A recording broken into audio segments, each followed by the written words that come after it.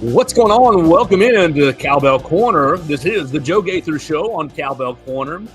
You can find us at Mississippi State on SI. We're having a lot of fun this week because we are in Dallas for SEC Media Days.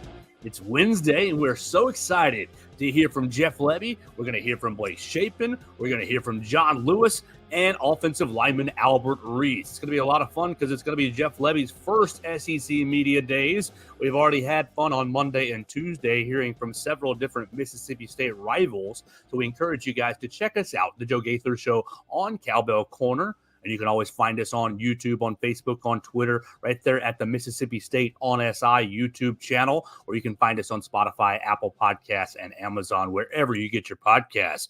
We're going to have a lot of fun. We're going to hang out with two Mississippi State experts today. We're going to hang out with Stephen Stingray. You hear him on Tide 100.9, and we're going to catch up with our correspondent, Jacob Bain, after that. So it's going to be a lot of fun today. And let's get right into it with our friend Stingray. You can follow him on the Twitter machine at Stephen Ray, at Stephen Ray 30, at Stephen Ray 30 on the Twitter machine. And make sure you listen to the Stingray Show every weekday from 6 to 7 p.m. on Tide 100.9. He's right there in Tuscaloosa talking all things SEC sports.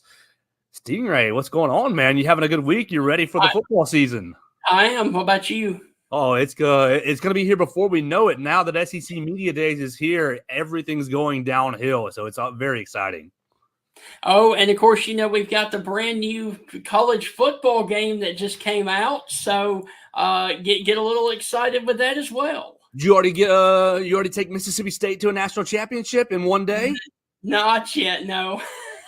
Well, I hope you have a lot of fun playing that game. I know that a lot of the players are playing that game. Kirby Smart on Tuesday basically said, I asked my players how they keep it from selling out, and my players explain downloadable video games. Yes. It's going to be a lot of fun right here in Dallas, and we are about to hear from Jeff Lebby. It's Jeff Lebby's first season. Obviously, Zach Garnett, we've gone over it on this program, in way over his head, 1 year and gone at Mississippi State. Yeah.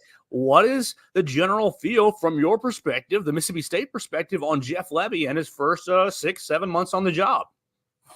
You don't know, man, and that's simply because Mississippi State is in the same situation that they were last year, except this guy is an offensive-minded guy. He's never been a head coach before, so you really don't know what the expectation is. It's going to be very interesting this year with a 16-team SEC. No SEC West, no SEC East. So really, for Mississippi State, you're not going to win the SEC West. Obviously, that's not a factor anymore.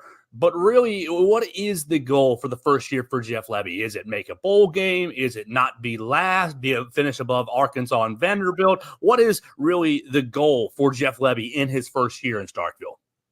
Do a lot better than he did last year and get the offense back to where it needs to be, because last year was atrocious on the offensive side of the ball, and that is what ultimately led to Will Rogers transferring out of the program, because Mississippi State really didn't know if they wanted to be a run-dominant team or if they wanted to be a little bit of the air raid, because we saw when they went on the road to South Carolina, they went back to the air raid. That was one of the better games for Will Rogers last year, and unfortunately the defense cost him that game by not being able to get any stops. And so this year, the schedule is really, really pretty challenging, especially on the road. You go out to Texas, you end up having just a really brutal road schedule this year. Do you think that Jeff Lebby can get them to a bowl game? I do, but it's going to be tough. And I think that the two key pieces for Mississippi State this year is going to be the road game at Arizona State and then the home game versus Florida. Those two are going to be pivotal as to whether you go 5-7 or if you go 7-5 to 6-6. Right, and those games are early on in the year. So just how important is it for Jeff Lebby to have really that offense that you're harping on operating at a pretty high level early? It needs to be going. And also, Mississippi State, a lot of people probably don't know this, but they only returned 4 starters from a year ago. That is 1 guy on offense, 2 on defense, and their kicker. Yeah, that the transfer portal was really wrecked for Mississippi State after the Zach Arnett loss last year. Man, question marks are really there for the Bulldogs this year. So we're going to hear from Jeff Lebby here in just a little bit right here in Dallas. What do you think he's going to be saying? What do you think he's going to outline as the parameters and the principles of his Mississippi State program? Just basically, business as usual, what it's going to be like year one in Starkville. And then, of course, talking about the quarterback situation, because Chapin did have a good spring game for the Bulldogs. He was really good throughout all the spring, and he is wanting to get the taste of last year out of his mouth, because his record starting last year for Baylor was a disastrous 2-6 in 8 games that he played in. You just mentioned Blake Chapin, and we're going to talk to him as well. He's going to be sitting in a corner. What should I go ask him? What should I go ask him when he is broken out in the media room? If you were me, I would pretty much ask him what the transition has been like of going from Baylor to Mississippi State, and basically switching conferences, of going from the Big 12 to the SEC, and how much pressure is on him to be a good or decent SEC quarterback. And so we'll just make you answer that, Stingray. We're talking to Stingray. You can find him on the Twitter machine at StephenRay30 and listen to him each weeknight on Tide 100.9 from 6 to 7, the Stingray Show. We'll make you answer it. How will he do from his first year, in his first year, going from the Big 12 to the SEC? The SEC, there's a lot of really strong quarterbacks in the league this year. Where will he stack up, and how do you think he will perform in the SEC? I think he will do better than that 2-6 record, obviously, because, Arkansas, they do play Arkansas. And Arkansas at that time, you really don't know what status Sam Pittman is going to be in. So there's a lot of room for improvement, and especially the first 4 games are against, lesser opponents, including the Florida game. He could get off to a really good start, and I think, right out the gate, he needs to be confident and be able to know that offense back, forwards and backwards. So Jeff Lebby, he's come from Oklahoma by way of really Tennessee and UCF. Will we see that fast-paced, wide-split offense right there in Starkville that Josh Heupel really got going during his stints? Will Jeff Lebby be taking a lot of that, or is there going to be other influences on the Mississippi State offense? I think it's going to be mostly just like you talked about, the Josh Heupel, throw it all over the yard and fast tempo, because that's what worked, if I could speak correctly, for Dan Mullen, and that was what was starting to work for Mike Leach. Unfortunately, we lost him, but I really do feel like that if Mike Leach would have lived, the season last year would have been a 10 or 11 win team for him, because he had a ton of pieces coming back on both sides of the football there at Mississippi State. So I do think in a place like Starkville, you can and you do have to do something different from what everybody else is doing, and a spread offense has shown it can work in Starkville. All right, so let's keep going. We're at SEC Media Days right here in Dallas. We've talked a little bit about Jeff Lebby. We've talked a little bit about Blake Chapin, but I'm going to combine the other 2 guys, Albert Reese along the offensive line, and John Lewis, the off-ball linebacker. They're both representing the Bulldogs right here in Dallas, but combined, they have 3 starts combined in Starkville. So what is really, you've already hit on the transfer portal really ravaging Mississippi State last year. Why were Albert Reese and John Lewis selected to represent the Bulldogs here in Dallas? Your guess is as good as mine on that one. I guess because of their senior and leadership there on the football team.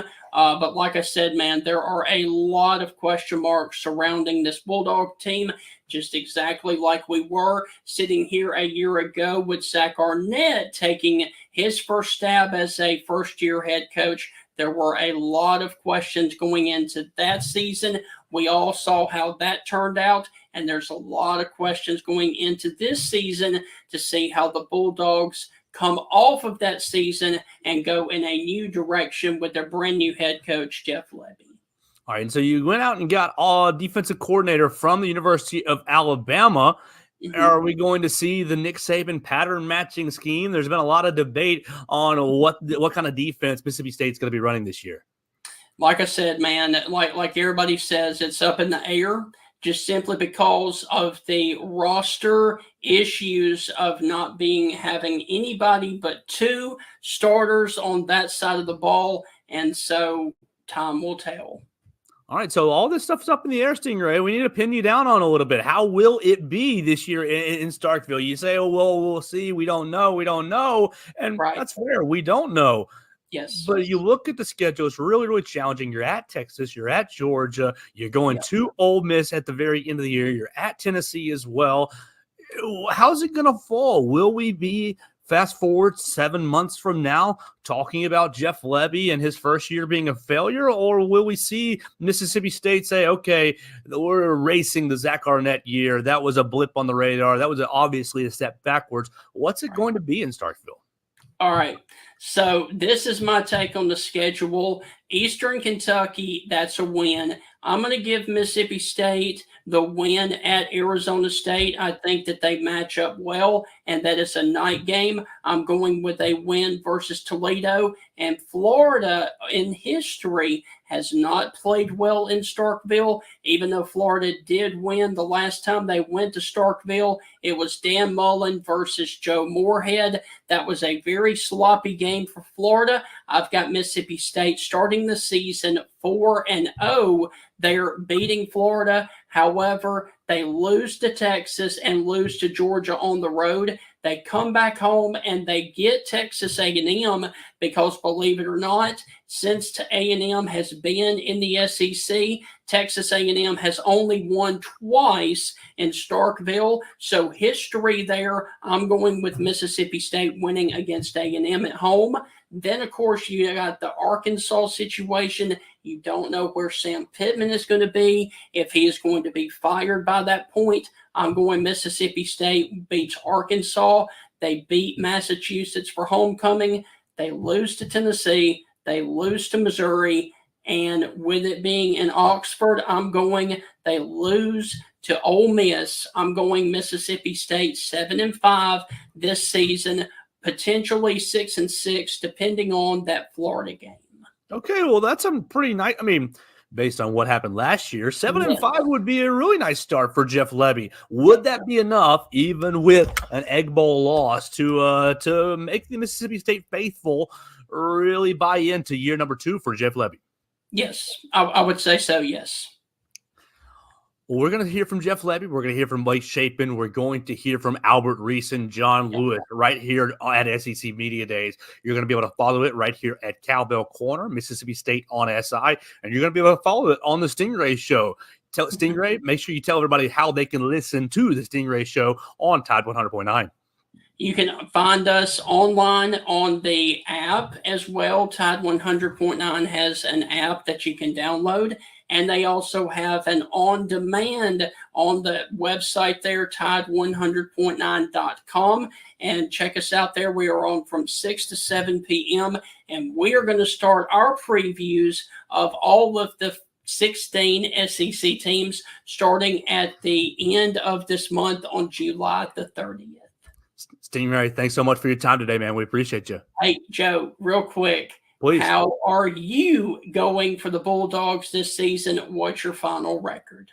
Well, let's see. A couple of weeks ago, we did this with my friend Jacob Bain, and we'll hear from him in just a little bit. I do think that Mississippi State's going to go 1, 2, 3 right in a row. I think they're going to beat Florida as well. I think that I had 6-6, if I remember right. That Texas A&M game is going to be really interesting. It's Saturday, October 19th. And then I think Mississippi State's beating Arkansas for sure and beating UMass for sure. But the end of the year is really tough. I think that's 3 losses in a row probably. So let me do a little quick math. 1, 2, 3, 4, 5, 6, 7, 1, 2, 3. Yeah, I think I have 7 right there. 4 and 3 is 7. So that's 7 and 5. I think that, Jeff Lebby is really a positive answer. There's just so many question marks around a head coach who's never coached before as a head coach.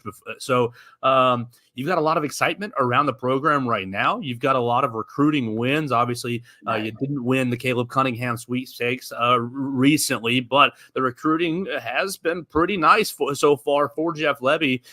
I think you go 7 and 5 and, try to make that Egg Bowl as ugly as possible and sneak in there and win. I don't think that's going to happen. I think Ole Miss is going to be a potential college football playoff contender. Yes. But 7 and 5 seems about right with this schedule. I think you're probably dead on with the matchup against Florida being so pivotal. But look, Zach Arnett, he was so, just in my opinion, so in over his head from coaching decisions on the field to the way that he dealt with people off the field. You kind of got a sense that, oh man, this was the wrong move. And so it always last year made me question Mississippi State's decision to hire Arnett in the place in place of Mike Leach. Obviously, Mike Leach is passing, but and then for Arnett to immediately say, oh, well, we're scrapping the air raid. We're scrapping what's got us here the last couple of years. It was just such a decision that was a recipe for disaster, was a recipe for everything to fail. And so I'm looking forward to this year. I'm hopeful, that Lebby, look, the SEC is better when all these teams are at least competent. And I don't think that Mississippi State was even quite competent last season. So it's going to be a fun year, and I cannot wait to hear Jeff Lebby today. I've barely heard him speak before, so I think it's going to be a lot of fun to hear him in the main media room and to really kind of get to know Blake Shapen as well. I think that with all the quarterback talent in the SEC, if he's able to marry his arm talent to Jeff Lebby's system, you hit the transfer portal so hard. Kelly Akari and the offensive line, you got 3 or 4 or 5 offensive line transfers as well. If the transfers work out, maybe we're sitting here saying, oh, look at some of these upsets that Mississippi State pulled. But even if they don't work out, I think 6 and 6, 7 and 5 is probably about right. And, Joe, let me also say this in parting, we don't know. I mean, we think we know, but, Eli Drinkowitz, there's a lot of pressure on him to prove that last year was not a fluke where they won 11 games. If Mississippi State can find a way to knock off Missouri there in Starkville with the cowbells ringing, you could potentially have an 8-4 year. And that would make everybody so excited. That would really send you into the offseason, even if you lost the Egg Bowl. You go into a big bowl game and get a win. Ooh, the momentum would be building, would be really, really growing. So, it's just time will tell. But once again, man, if you can get Missouri there, one of the last few games of the regular season, that would be major for the Bulldogs moving into the offseason. Absolutely. Stingray, thanks so much for your time today, man. We look forward to hearing from the guys later today at SEC Media Days. Yes, sir. And Hail State. Absolutely. Check us out right here at Mississippi State on SI. We'll be back to talk with Jacob Bain to continue talking about SEC Media Days.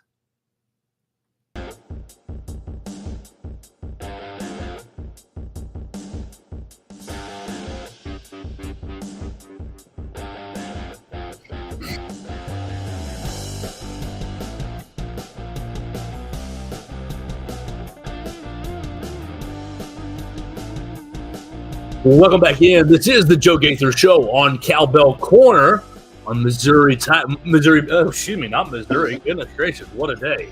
What a day it has been right here at SEC Media Days in Dallas. The Joe Gaither Show on Cowbell Corner, your home for Mississippi State on SI.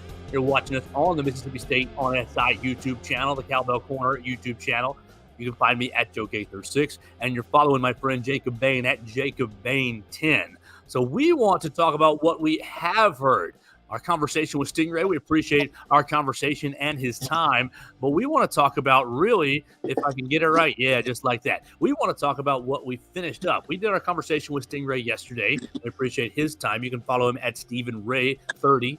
But now it's time to talk about what we heard. Jeff Lebby, Blake Shapen, you had John Lewis and Albert Reese also at the podium today. So it was a great time hearing from the Bulldogs. Jacob Bain, you've been very, very busy writing for Mississippi State on SI.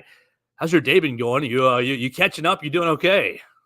I'm doing good. It started to calm down now. Earlier during the live updates, it was really stressful just trying to, because they're asking so many different questions, and it's just hard to keep up with it. And the MLB draft started on Sunday, and State had 11 players drafted. So it's been a busy couple of days, but I'd rather be busy than this whole month not really have much to do. Absolutely. We would rather be busy, and Mississippi State getting going in just a couple of weeks now, 2 weeks away from fall camp, according to our head coach, Jeff Lebby. Jeff Lebby spent 25 minutes at the main media room, was asked about several different things and described his program and really his process over the last 6-7 months. I'll just open it right up to you, Jacob. What were 2 or 3 things that stood out to you from the Mississippi State head coach? Well, the first thing would be just how open he was, just really about building the culture here, his culture when he got here to State. Talking about just, I think the word was toughness and accountability. He really he used those words over and over again. And I think it was him I think one of the things that stuck out was just how much he talked about the culture and how confident he sounded. And another thing is how complimentary it was to Blake Shapen. And that goes from the main media room to I heard his interview on SEC Network about an hour later. I mean, he was very complimentary of Blake Shapen and talked him up to be really good. And I don't know, just it was a good day to hear him speak. But I don't know, the main media room, it was they asked him a lot of questions about Oklahoma too. So, but yeah, it was interesting to hear how we thought about Lane Kiffin and what he learned under Venables and stuff like that. Well, one thing that caught my eye, I have a couple things that caught my eye, and I want to get your reactions to them, or caught my ear, excuse me. He talked, Bob Holt from the Arkansas Democratic Gazette is one of the superstars of SEC Media Days, and he asked Jeff Lebby about social media interaction with Lane Kiffin shortly after he got his job. So I'm going to ask you kind of a 2-part question about Lane Kiffin. First, Jeff Lebby basically shut that down pretty quickly. Said, I'll let Lane worry about the social media presence and the social media game. Okay, great. I want to get your reaction to that. But secondly, the Egg Bowl is one of the most underrated rivalries in the SEC. What does the aspect of Lane used to employ Jeff Lebby, what does that add to an already heated and highly intense rivalry?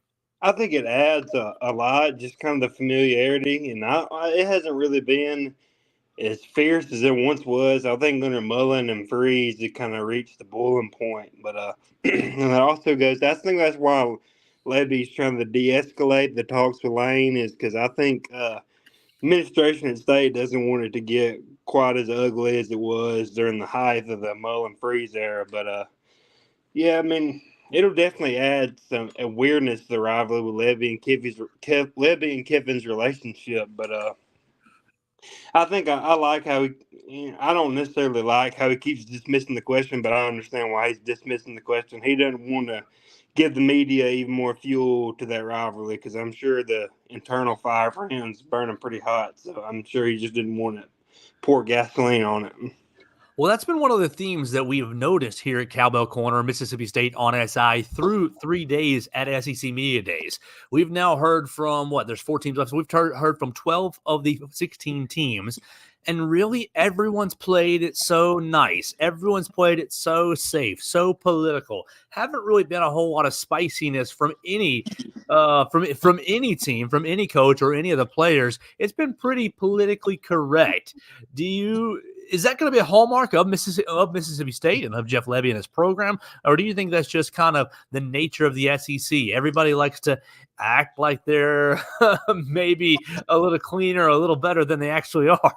I think it's just really the nature of it. And this might be a feeling, but I feel like if State has a successful year, and maybe it's when the tides start turning more in State's favor than Ole Miss, I believe Lebby might be more open to talk down on them or anything like that, or talk me out of my lane. But I think right now everybody in the SEC is just trying to not really add any fuel to the fire of anything. Now John Lewis kind of ruined that later in the day with his comments about Ole Miss, but did you say that? Oh, no, actually, we were going to get to John Lewis, but this is a perfect transition. I spent most of my time really in the hallways getting interviews. We had our man Will Miller covering a lot of the work in the main media room. So I have watched now the main media room for Jeff Lebby and with Blake Shapen. Tell us about John Lewis, and I think you're going to work on a John Lewis piece here pretty soon. Oh, yeah, I'm going to do a feature on him. But, yeah, I mean, I think the comment he made was that's kind of getting everybody's attention is Ole Miss has got a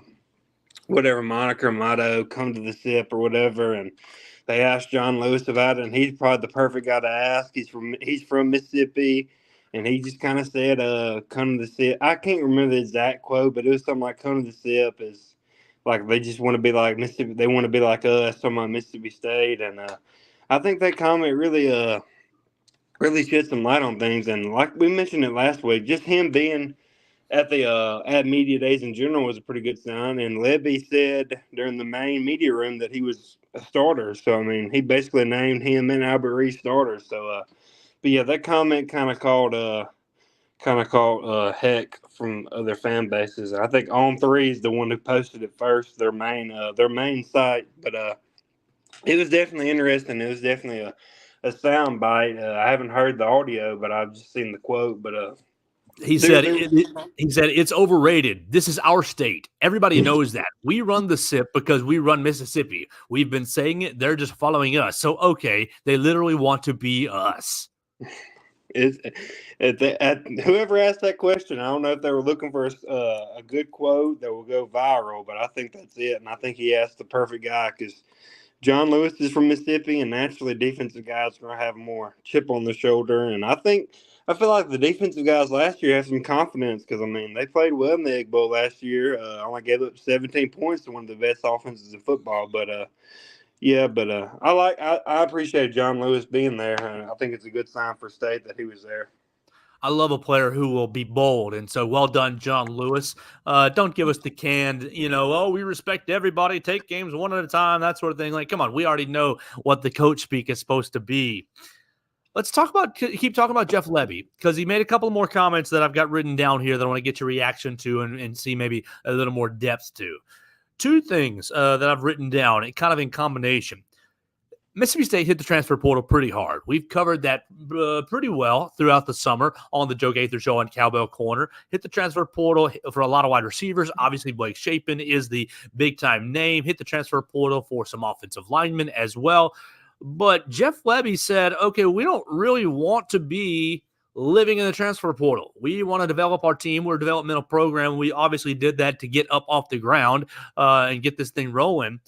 But then, then moments later, he said Mississippi has one of the biggest networks of community colleges, of junior colleges in the country, and that's true. You got East Mississippi Community College, you've got all kinds of Mississippi community colleges, and so I want to combine both those statements to you, Jacob. Let's talk about really the transfers and how maybe we can combine this. I mean, we're connecting lots of dots right here because you and I, we've talked about the recruiting momentum that Jeff Lebby has already built in a very short time. So he's hitting the high schools in Mississippi, and he's hitting the high schools and getting prospects for the class of 2025. How do you really view Jeff Lebby and his player acquisition? Obviously, you got to get things, you got to plug some gaps for year number one. You got to get some guys in the transfer portal so you can be competitive. But then take it into what he's done with the class of 2025. And then third step, we're connecting 3 or 4 different dots here. Third step is, how does the community college scene in Mississippi, how can Mississippi State make that and turn that to its advantage for Jeff Lebby and player acquisition? Yeah, I'll start with that one. I think junior college, I think it's kind of lost its luster with the transfer portal. You could, back in the day, you could get a veteran guy from East Mississippi or Hines or somewhere and, plug and play. But now you can plug and play with guys from all over. So I think, he signed. They signed 4 or 5 guys out of the junior college ranks last year. A couple guys after Levy and his staff got there. So I think they'll continue to use that, and I think it's a pretty good avenue. Now you can't take as many as you used to take, in my opinion, but I think he's still going to use that. And yeah, when he said that, I think he said that in an interview maybe with Greg McElroy a couple weeks ago about being a developmental program, which kind of caught my attention because I figured that Levy would be a lot like Kiffin in the sense that he'd hit the portal hard. But my real question about that is how does he define hitting the portal hard? How's that defined nowadays? Is signing 30 players out of the portal going hard? Is signing 15 guys out of the portal hard? I mean, I don't really, you never really understand that. I think he's going to try to build. I think this is the recipe that a lot of, I think it's the best recipe. I think he's going to, build an established high school class, probably 25 or so players, and then, get 15 or 20 transfers every year. I think that's kind of what his method is. But it definitely did. It kind of shocked, or no, it didn't shock me, but it took me by surprise when he said State was going to be a developmental program because I figured he'd be more heavy in the transfer portal. But like I said, I mean, what does going heavy in the transfer portal really mean? I mean, how many is Ole Miss goes heavy and they sign like 30 players? So does that mean he'll sign 15 or 5? I think it's somewhere about 15. I think he'll sign 15 transfers a year and probably 25 high school guys. Well, we're still hanging out right here with Jacob Bain on Cowbell Corner, the Joe Gaither Show on Cowbell Corner, Mississippi State on SI. Make sure you subscribe to us on Spotify, Apple Podcasts, and on Amazon. We're bringing you weekly editions of the Joe Gaither Show talking Mississippi State with Jacob Bain. I want to turn it to the quarterback because I got to listen to Blake Shapen. I got to hang out with him walking up and down Radio Row. He looks good. His blue suit was on point, and he had some custom shoes. Blake Shapen said a couple interesting things that caught my attention. First, maybe very, very obvious. I wanted to go and play in the SEC. And then he says, I hit the transfer portal, and the first day that I hit the transfer portal, Jeff Lebby called is when Jeff Lebby gets hired at Mississippi State. He said, when I was thinking about going into the transfer portal, I thought about finding my way to Jeff Lebby, whether it be at Oklahoma at that point or now obviously at Mississippi State. So it seems like this marriage, and that's what it really is. The Jeff Lebby, Blake Shapen marriage was kind of in the works, or maybe each side had the eye on the other. You know how it is at a high school dance. You see the sweetheart on the other side and locking eyes, and it takes a little bit of time. But boom, once you get together, sparks fly. Will sparks be flying with Blake Shapen in the Jeff Lebby offense this year in Starkville? I think they're going to have to if they want a successful year, and I think he will. Last week I did the article about dove into the numbers and kind of watched some film on Shapen to see what he was like. And I think he possesses every tool needed to really run his offense successfully. He really throws a really good deep ball. That's one thing I've noticed. That's probably his best throw, and it's crazy to say, but I think his deep ball is better than his intermediate routes or medium pass routes. But and he's also athletic enough to move around a little bit. Kiffin and Lebby get compared a lot. I think Kiffin likes to run the quarterback more. Evidence with Jackson Dart. I think he likes to run the quarterback more than Lebby does. But Shapen's certainly capable of running. But I think the critical thing is he can throw on the run, and he's mobile in the pocket. He's not a statue back there. If the play breaks down, he can make something happen. When the play's going to break down sometimes, the deep shots aren't going to be there, and you'll have plenty of open grass to run with. And yeah, he mentioned getting with Lebby out of the portal, which I think it speaks about Lebby. I mean, if Shapen was his first call, you got to, if you're going to trust the head coach and recruiting and everything, you got to trust his evaluations. And he's had an in-person evaluation with Shapen, so I think if you think Lebby is a good offensive mind, you got to like that Shapen was one of his first guys he called out of the transfer portal. Absolutely. We heard from Georgia's Carson Beck, Alabama's Jalen Milroe, Missouri's Brady Cook. We've heard from the who's who, Jackson Dart from Ole Miss, Texas's Quinn Ewers. Where's Blake Shapen in a couple of months? End of December, so 6 months. Where's Blake Shapen going to be stacking up amongst the best in the SEC? Yeah, I think there's a solid 4 quarterbacks that are at the top of the SEC, and I think they're going to be there all year. Milroe, Dart, Ewers, and Beck. I think those 4 are kind of locked in. And then you got a bunch of guys who are kind of unproven. Nico at Tennessee, Jackson Arnold at Oklahoma. I think Chapin can kind of fit somewhere in the middle because he doesn't have the high end talent that Jackson Arnold or Nico from Tennessee have. But I think if he can find his spot in maybe that eight range in terms of SEC quarterbacks, I think that'd be good. Better than guys like South Carolina's quarterback. Kentucky's got a transfer, Brock Vandegrift. If he can fit somewhere in the middle ground, I don't think he can break through the top 4 or 5 quarterbacks because the SEC really top loading quarterbacks with the guys I mentioned. But if he can be a middle of the pack SEC quarterback, which is not a slight at all considering the talent they got and the talent the conference has at quarterback this year. But if he can find his way some way in the middle, I think it'll be a good year for him. We're hanging out with Jacob Bain on Cowbell Corner, Mississippi State on SI. Just type in Mississippi State SI into your Google machine. It'll be the first thing that pops right up. You can read all of Jacob's great work covering the Mississippi State Bulldogs. Let's turn to the offensive lineman. We talked a little bit about John Reese. We talked a little bit about Blake Chapin. Now, I have not really gotten to hear much from Albert Reese today. It was a very busy day downstairs in the media facilities, the media rooms. What's the vibe around Albert Reese? You said he already named John Lewis his starter. On the previous show, we highlighted the fact that Albert Reese and John Lewis hadn't made many starts in Starkville, but both had spent a lot of time in Starkville. Is Albert Reese going to be your starting right tackle? And really, what did you hear from Albert Reese today that stood out to you?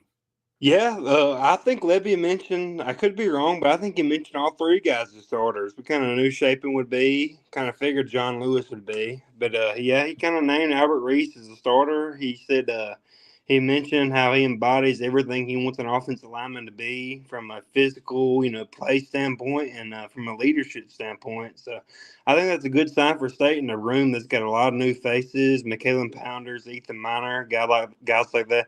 I think it's very important because I think that room had an article earlier this week. I think the offensive line could be the best unit for State by the time the season ends. And I think it's big that you got leadership from a veteran like Albert Reese in a room with a bunch of new faces and talented guys. So offensive line's all about cohesion. So, the talent's there for most of these guys. But I think it's a good sign that they got a strong leader head in the group. And Albert Reese, him being a starter is good for State because he's all, like I mentioned last week, he's always had the physical tools and size. He's always looked like an NFL prospect. So Lebby naming him the starter 2 weeks out of training camp is really good for State. We are 2 weeks away from Mississippi State opening training camp, 45 days away from Mississippi State taking on Eastern Kentucky. We're hanging out with Jacob Bain, and we're going to end right here, Jacob. What's going to be really the storylines over the next 2 weeks until you get to camp? Because once you get to camp, things get really, really easy. You get to have some availabilities, and hopefully you guys will be able to check out some practice and get ready. What will carry you through the next 2 weeks covering Mississippi State football? I think Lebby talked a lot about He talked a lot about the culture, and I think I wrote something about that. He just talked a lot about big picture stuff. Most of the SEC media days, I feel like a lot of coaches talk about that year. Lebby just, he kept talking about, in the future, we want people on staff that, that understand our message. We want guys to have fun, and we want guys to know what to expect when they come into the building. So I think that's something to keep going. It's something to keep an eye on as we move forward toward training camp. And also, a lot of the guys commented on being kind of undervalued in the SEC. Everybody's picked to finish, has them picked to finish last. So I think that's something I'll write about is each guy talking about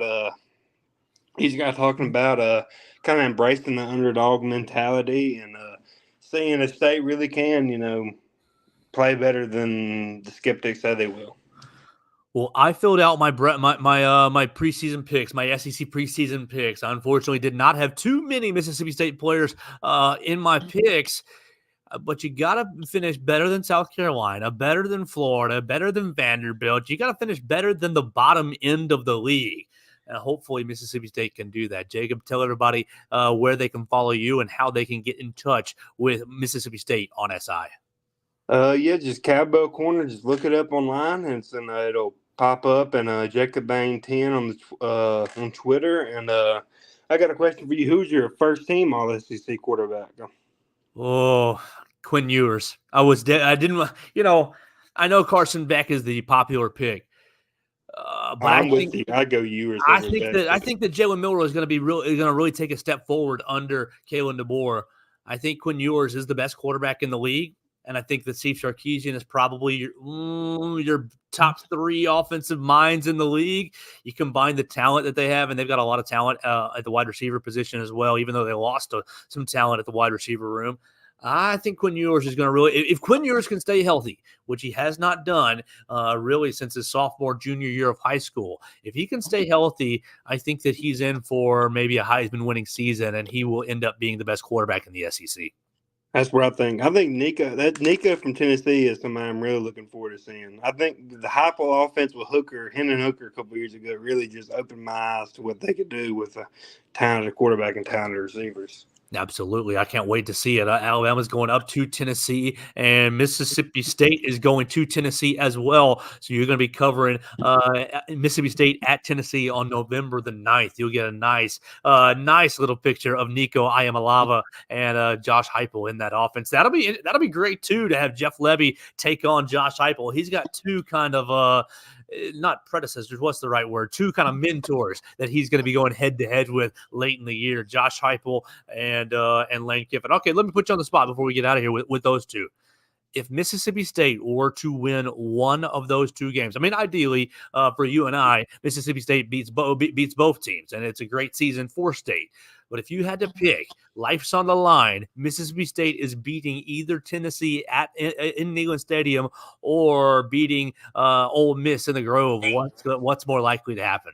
I would have to say the Egg Bowl. Just not necessarily. I don't necessarily think Tennessee will be a better team than Ole Miss. They could be. I think they have the most high-end potential of just about anybody, not named Texas, Georgia, and maybe Alabama. But the Egg Bowl is always, it's always a toss-up. And last time when I was young, but I don't remember much about it. I just got the stories. But last time Ole Miss came into a season really, with high expectations, 2009. They came off the 2008 season, won the Cotton Bowl, won 8-9 games, and they came into the season with high expectations, and State upset them in Starkville in the last game of the year to get 5 wins under Mullen for the first year. So I'm not predicting State to win the Egg Bowl, but I would feel more confident about State winning the Egg Bowl than going in the Neyland and beating them.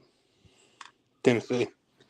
Well, Jacob, we'll keep up the conversation. The next couple of weeks will be just a little challenging. We'll be talking a lot more about SEC Media Days and kind of the other smaller stories that come out of it in the next week or so. Jacob, thanks so much for your time, man. Yes, sir. Appreciate it. Absolutely. That's Jacob Bain joining us on the Joe Gaither Show on CowbellCorner. You're following it at Mississippi State on SI. We appreciate Jacob joining us. We appreciate you guys watching us on the CowbellCorner YouTube channel or on my own YouTube channel at Joe Gaither 6 or subscribing to us on Spotify, Apple Podcasts, and Amazon. That's going to do it for us here in Dallas at Mississippi State on SI.